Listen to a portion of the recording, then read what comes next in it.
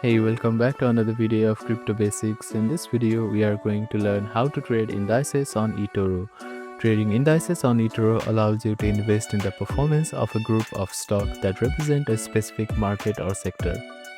By trading indices, you can speculate on the overall movement of the particular market without needing to buy individual stock.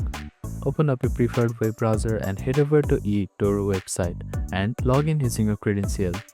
Use the search bar at the top to search for the indices you want to trade. Once you find the indices, click or tap on it to open its trading page. You will be able to see its performance, historical charts, and other relevant market data.